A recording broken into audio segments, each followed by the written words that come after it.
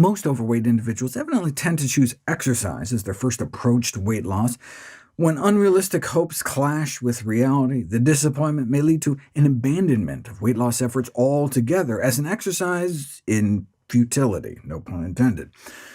Our false expectations may also give us license to overeat. Our pie-in-the-sky notions about the power of exercise may just be used to justify an extra slice of pie right here on Earth.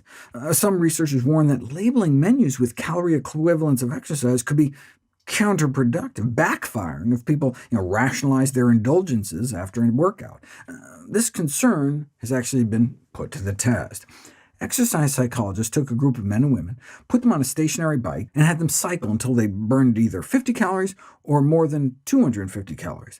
Unbeknownst to them, the researchers manipulated the machines to give false readouts, such that in actuality both groups burned the same number of calories. They just thought they burned more or less.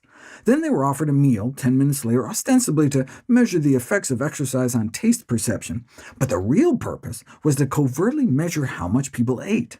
Those who falsely believed they had burned off more calories did seem to demonstrate a greater license to eat, ending up eating significantly more calories, mostly in the form of chocolate chip cookies. After a workout, people may be tempted to treat themselves for their sweaty sacrifice.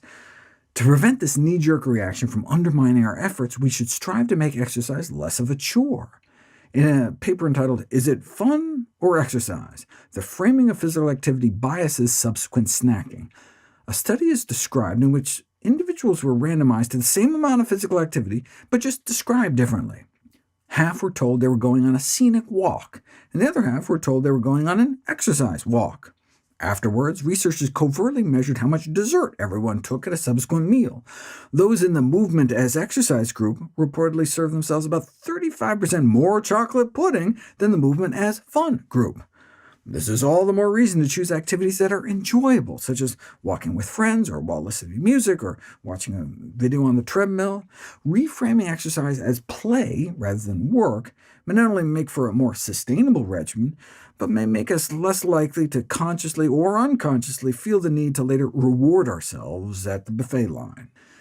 Even just thinking about exercise may compel people to eat more food. Those randomized to simply read about physical activity went on to serve themselves nearly 60% more M&Ms than those in the control group, adding up to hundreds of extra calories. The researchers concluded simply imagining exercise leads participants to serve themselves more food. Expending energy through exercise may not just psychologically predispose us to eat more, but may physiologically make us hungrier. We evolved in the context of scarcity, so our body places great value on rapidly replenishing lost fat stores.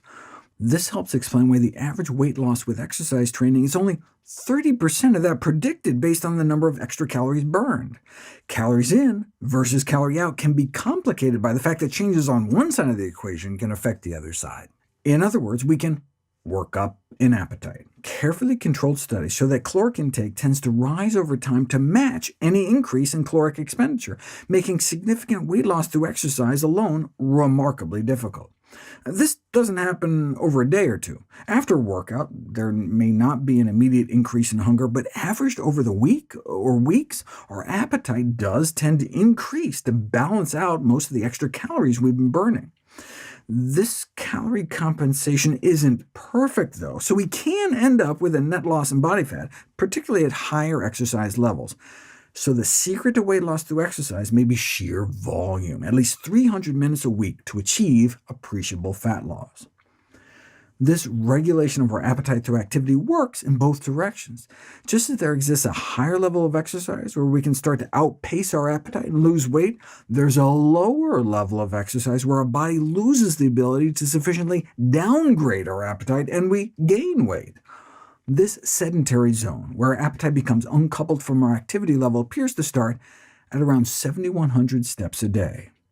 So let's say you start out as a really active person, chowing down on nearly 2,900 calories a day, and for whatever reason have to cut back on exercise. You'd think you'd gain a lot of weight, but you're surprised that you don't. Basically no increased odds of gaining significant body fat. What happened? With your drop in exercise came an inadvertent drop in appetite. But there's a limit to how far our appetite can drop. Once you cross that threshold, once you dip below logging at least 7,100 steps or so a day on your pedometer, your appetite doesn't slow much further to match, and the pounds can start to pile on. Your body tries to keep your weight steady by adjusting your appetite, but we just weren't designed to handle such extreme low levels of movement that sadly characterizes most of the U.S. population.